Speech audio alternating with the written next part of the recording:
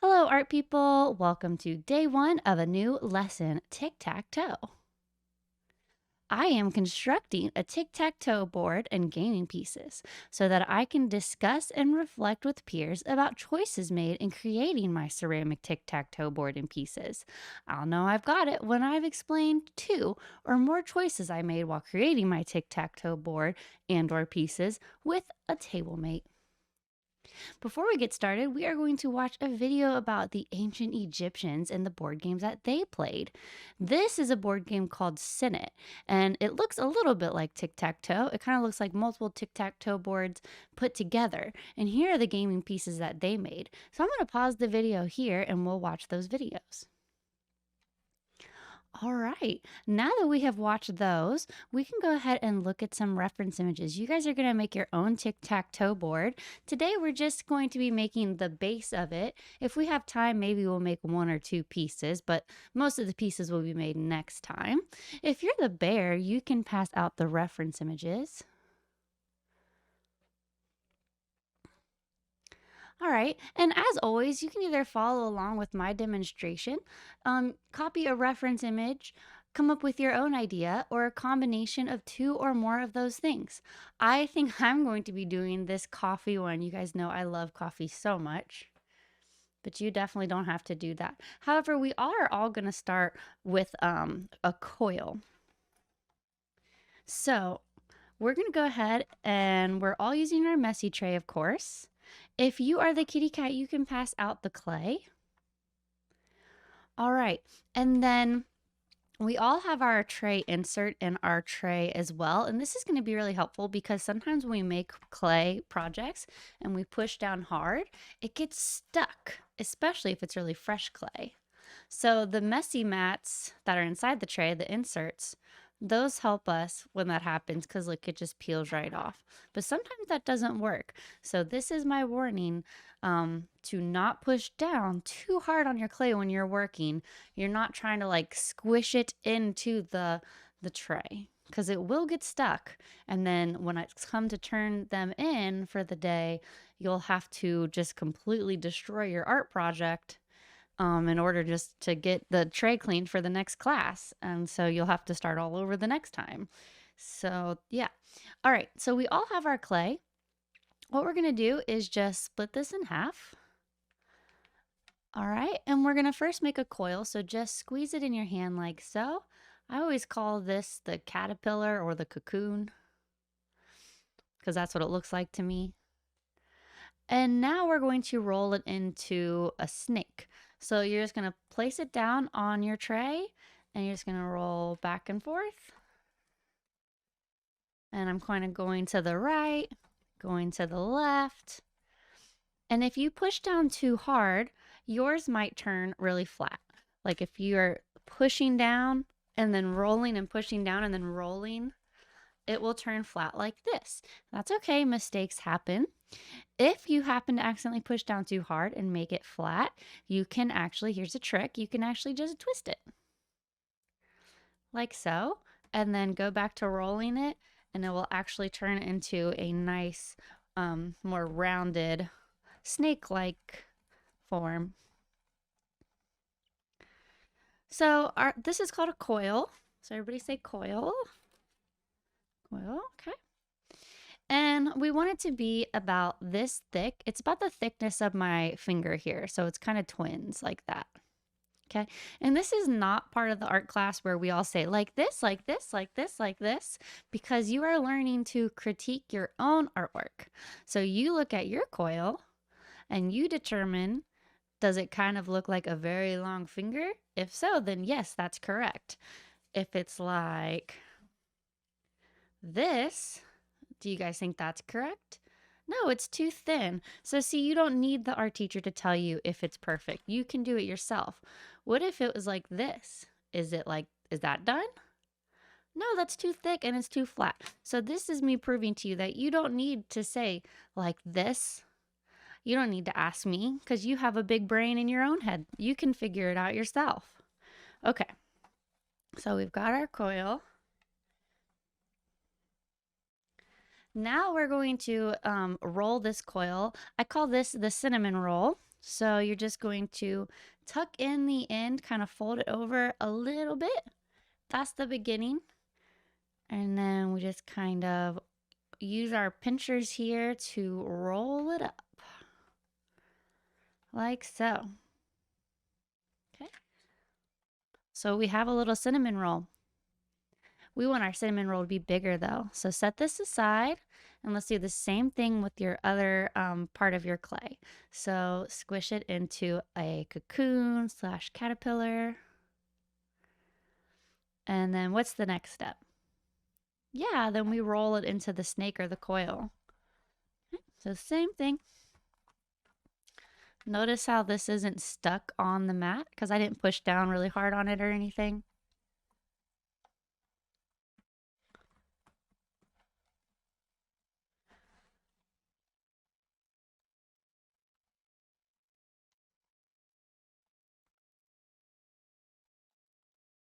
If it gets a little bit too long to deal with, you can just tear it in half, and then it's a little bit more manageable and comfortable.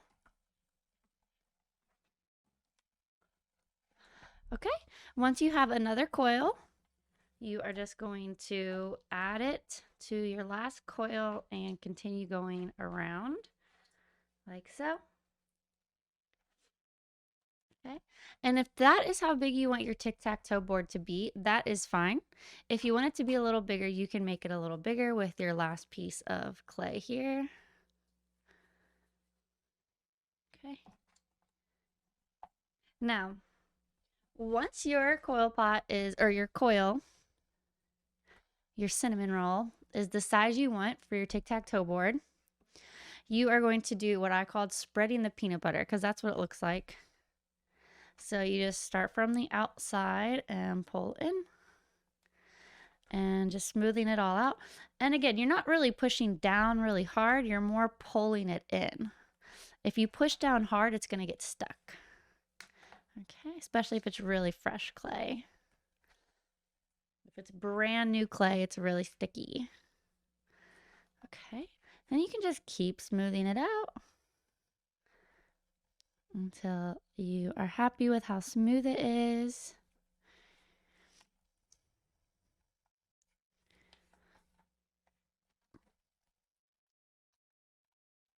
Notice how when we're smoothing, we don't need any water to smooth it.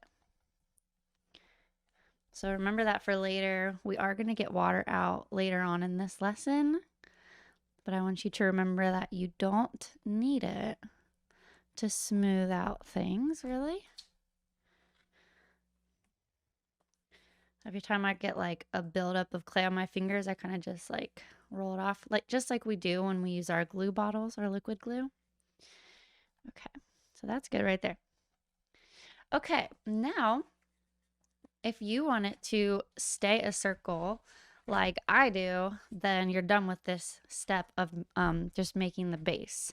But you might want to turn this into a leaf or a square, a rectangle, so on and so forth.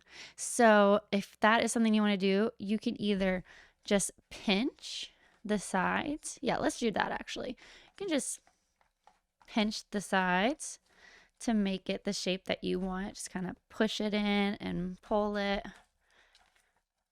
like that.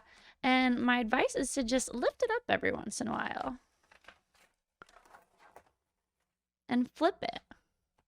And you can smooth out the peanut butter on the back too.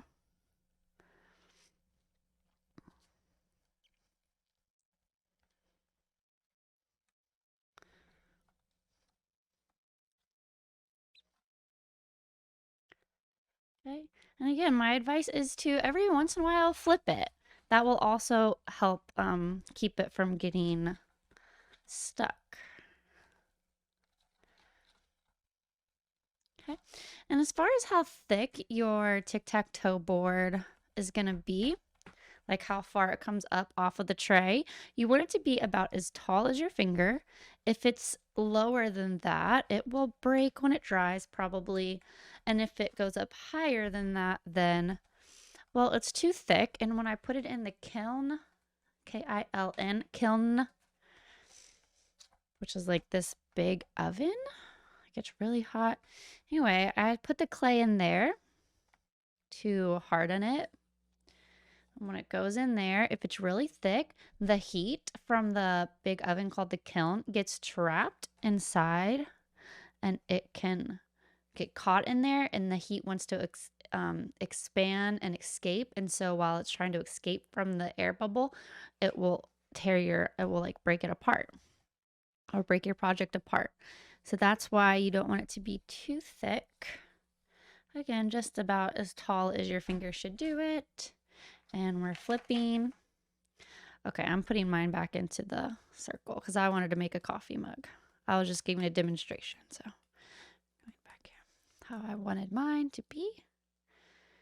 Okay. And the more you work with the clay, the drier it is going to get. So it's not something you want to, oh, I don't like this, I'm going to squish it together and start all over. I don't like it, I'm going to squish it together and start all over. You don't really want to do that because your clay will get really dry. And like if you've ever played with dry Play-Doh, it's really hard to work with, right? So you want to just stick with what you got instead of starting over. Just gotta make it work. Okay. So the next thing today, I'll pause this while you guys all are finish up shaping your tic-tac-toe board. But pause it here and then I'll push play when we're all done shaping our board. Okay, now that we're done shaping our board, we are going to do what is called carving. Okay, so carving is when you go into a material like clay, for instance, and take some of it out, and it makes lines and shapes when you take it out, and even forms and such.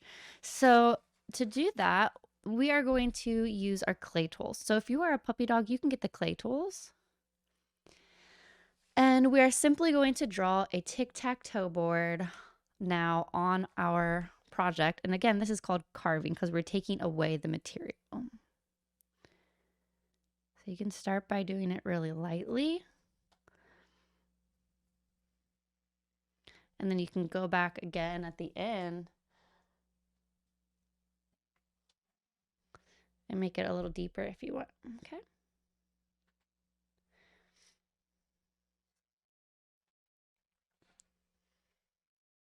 So this is just a light sketch, so I can go in and like make it a little bit cleaner if I want.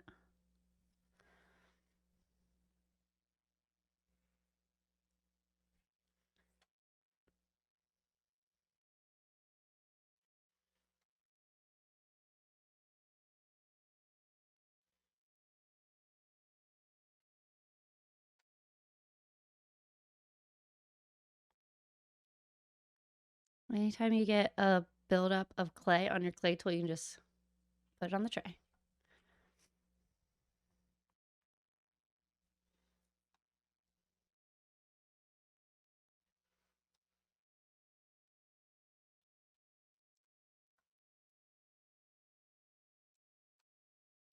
So what is this that we are doing right now? What is this called? Starts with a C. We are carving. Okay, very good.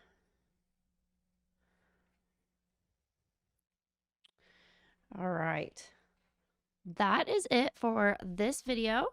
So in the next video, we are going to make our pieces for our clay project. So our tic-tac-toe pieces. Go ahead and flip it upside down.